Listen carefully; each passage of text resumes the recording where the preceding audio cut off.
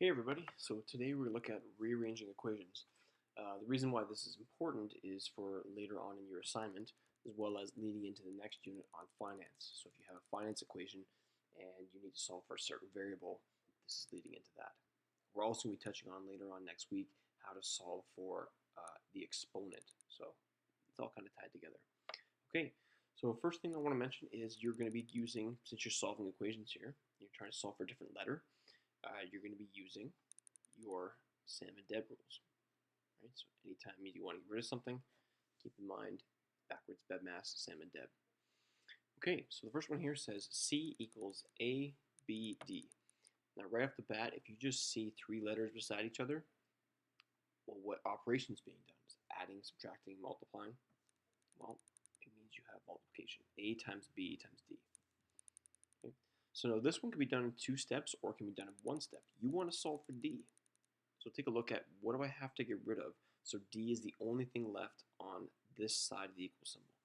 Right? So the only thing left over here I want is that D. Right? So the only thing left here I want is that D. So that means I got to get rid of this times A and that times B. Well, how do you get rid of a times A and a times B? Well, if I want to get rid of a multiply A and a multiply B, well, what's the opposite of that?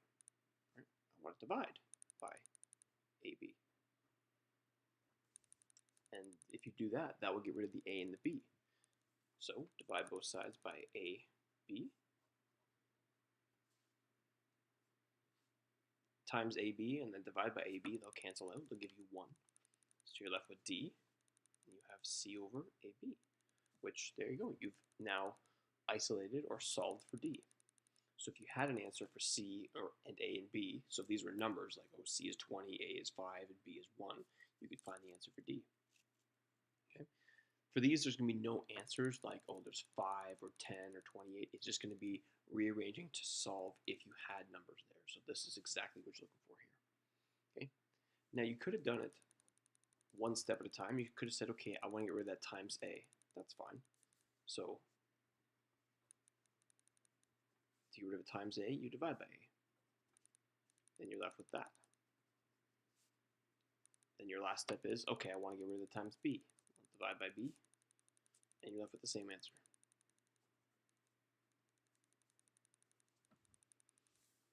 So the next example we're going to do is a very famous equation, E equals MC squared. So we're going to solve for C. So this time, there's 2 things we actually got to get rid of. If I want to get C on its own, I have to get rid of this M.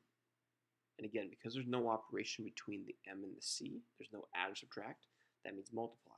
So I want to get rid of this times M. But there's also something else I need to get rid of as well. I need to get rid of that squared. So to get rid of a squared symbol, I'm going to have to square root. To get rid of that times M, I'm going to have to divide by M.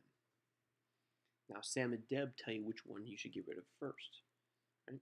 Now if you go back to Sam and Deb, there is no, well, I guess there is in a sense an exponent, right? Exponents are way down here, right? So exponents and you have division. Well, which one do you get rid of first? Get rid of the division and the multiplication. So this is the first thing you get rid of. That's the second thing. So the first step is then, therefore, divide by M. Divide this side by M. Divide that side by M. Then you have E divided by M equals C squared. And then your second step, how do you get rid of the squared? You square root it. So square root this side, square root that whole, all the terms there, not just the E or the M, it's the E and the M. And that will leave you with your final solution, square root of E divided by M. And your last one. Down here, add a couple extra steps because you'll see questions like that. Right? You want to solve for P. So this one's a little more tricky because P is on the bottom here. So we'll look first and see, okay, what are the variables or things I have to get rid of? I got to get rid of a plus 4. Okay, so I have to get rid of a plus 4. I'm going to subtract 4 then to get rid of it. I also need to get rid of, it's a little trickier now because this 2 and the K you need to get rid of, but you can't get rid of it because it's on the top. So a trick for a question like this, when you're trying to get rid of this, something on the bottom, is you kind of have to do almost the opposite of what you think. And what I mean by that is you can't get rid of the 2K because it's not division. That's being divided. That's divided by P. But what you can do is you can kind of move the p to the other side. Okay, and here's what I mean by that. Right? If you want to get rid of, well, first thing you still have to get rid of the plus 4. So let's get rid of that first. Let's subtract 4 on both sides.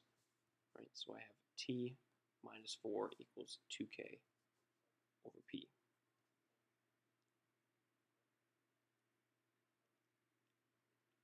Okay. Now, once we're left with this, I want to get rid of p. So I want to get p on its own, but I can't with the way it's set up. So what I have to do is I'm going to multiply both sides by p to get rid of that divide by p. So multiply both sides by p. I know it seems backwards or wrong, but you're trying to figure out how to get rid of p. Try to get p on its own. So that means I'll have t minus 4 times p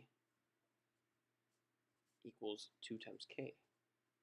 Okay, well now if you want to get p on its own, now it seems a lot simpler. Okay, well all I got to get rid of now is this times t minus 4. Well, how do you get rid of it times t minus 4?